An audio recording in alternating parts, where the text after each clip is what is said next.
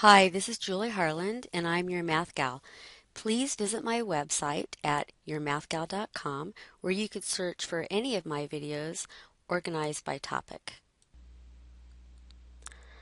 This is part 4 of solving compound linear inequalities.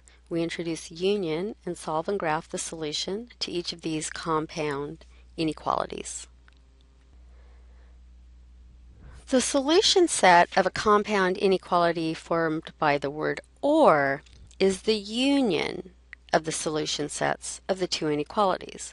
So first of all, you have to have a little bit of knowledge of the word union, and you can see more about that in my videos on union with sets. So here's a quick example of sets. If let's say we are going to union these two sets, 2, 3, 4, union it with 3, 4, doesn't look like very good, 3, 4, 5, and 6.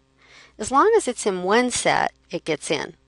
So you just like dump everything together, but you don't double list. So there's a 2, there's a 3, there's a 4, there's a 5, there's a 6. So we've done problems with AND where we're looking for the intersection of the overlap. Here we don't need to look for any overlap. If it's a solution of one of the inequalities, it's a solution of the other inequality. So let's try a problem. Let's solve x plus 2 is less than negative 1 or negative 3x is less than or equal to 6. So what we're going to do is solve each inequality, and then we're going to put the two together. We don't look for an overlap. As long as it's in one of the answers, it's going to be in the final solution. So for this problem, x plus 2 is less than negative 1. Let's subtract 2 from both sides. That gives us x is less than negative 3. So far we know part of the answer. We know all the numbers less than negative 3 are going to be in the solution. But we also need to add to it anything that's over here. So let's see, we need to divide both sides by negative 3, which means what? Divide by a negative, switch that inequality symbol, becomes greater than or equal. So that becomes x is greater than or equal to 6 divided by negative 3 is a negative 2. So I want any numbers that are less than negative 3 or greater than negative 2. Can you think of any numbers that won't work? Like negative 10 works because it's less than negative 3. 0 works because it's bigger than negative 2. What about the numbers in between negative 2 and negative 3? Like negative 2.5. Will that work? Well, one way of looking at this is by graphing it. So if we've got x is less than negative 3, we graph that. Let's say here's negative 3.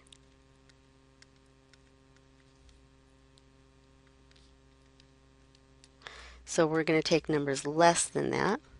So that'll go over here. And then we'll look at x is greater than or equal to negative 2. Same markup here. And we've got this.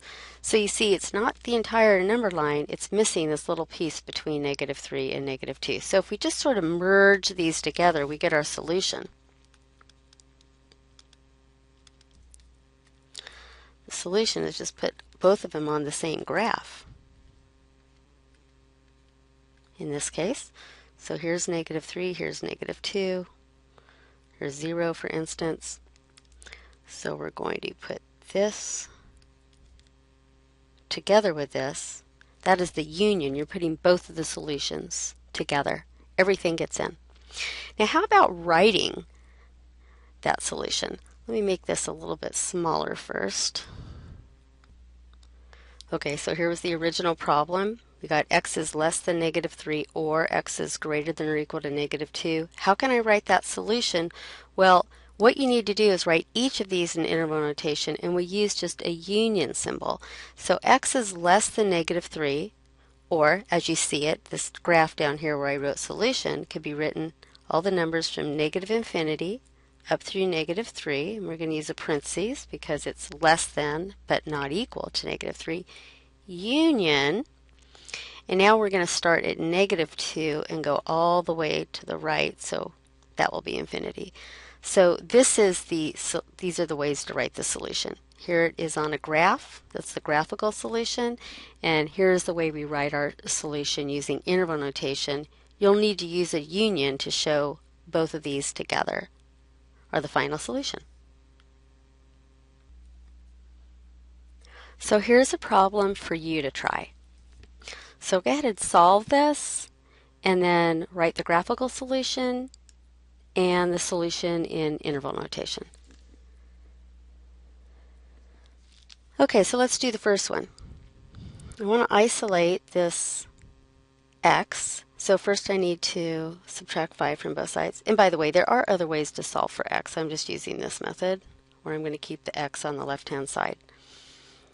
So that gives me negative x is greater than or equal to negative 2. Now remember, this was negative x, so you need to multiply or divide both sides by negative 1. I'm going to multiply both sides by negative 1, so watch what happens when I do that. I'm going to do negative 1 times the negative x, and if I multiply it by negative 1, it means I've got to switch that inequality sign. Okay? And then I'm going to multiply this side by negative 1. Okay, that's one way to do it. The other way is to simply put a division bar, divide by negative 1, and switch the inequality at that place. Just showing you there is more than one way to show your steps. So we have x is less than or equal to 2, or let's do the other side. So I want to solve for x, so let's first subtract 1 from both sides, giving 3x is greater than 12. And then to divide both sides by 3, so x is greater than 4. So we've got x is less than or equal to 2, or x is greater than 4. So we're going to put those two solutions together. So graphically, I'm just going to put one number line and put both solutions on the same number line. If there's some overlap, then we'll take care of it and maybe erase and do something. But for now, I think this is going to work out. Let's move 0 a little to the left. How about 0's right here? So we've got 2, 4, 6. That's what's cool about drawing your own number line. You could label it however you want, as long as it's consistent markings. All right, so we want x is less than or equal to 2. So we have to go to 2 and go to the left. So we know all the solutions here are part of the answer. Or that means we also want to put the solutions where x is greater than 4. So here's 4, and we just also put this. This pen does a weird thing. If you go over it, it erases. Okay, so here is our graphical solution. How do we write this in interval notation? Well, we've got, for this first part on the left, negative infinity up through 2, and we're unioning that with 4 to infinity. Now, on the next video, we're going to do a couple trickier ones where you might have part of one overlap with the other, and then you'll have to figure out how to write your answer for that. Before doing that, I want to look at another way of solving 5 minus x is greater than or equal to 3.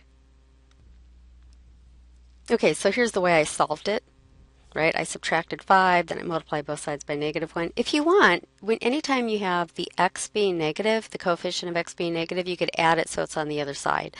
So what I could do is add x to both sides, like this.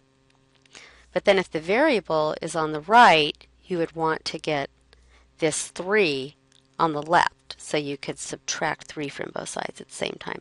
So what am I doing? I'm adding negative 3 plus x to both sides of the equation. And what does that give you? That gives you 5 minus 3 is 2, is greater than or equal to x.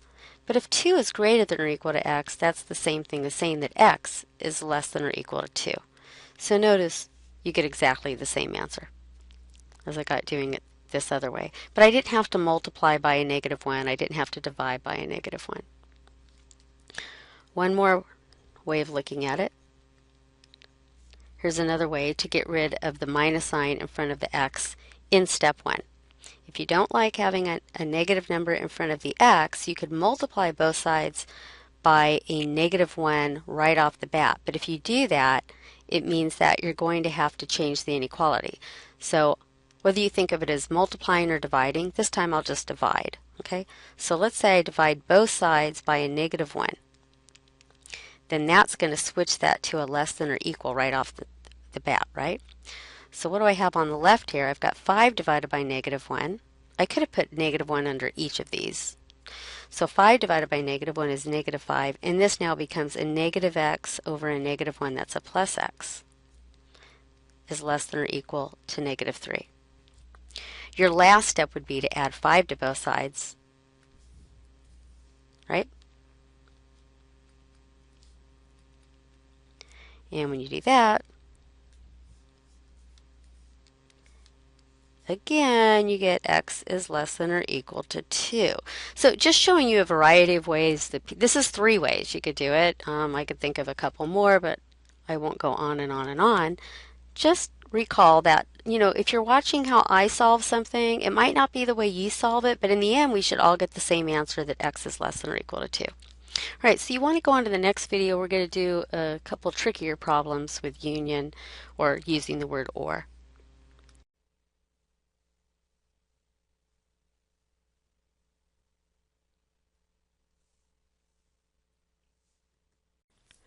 Please visit my website at yourmathgal.com, where you can view all of my videos, which are organized by topic.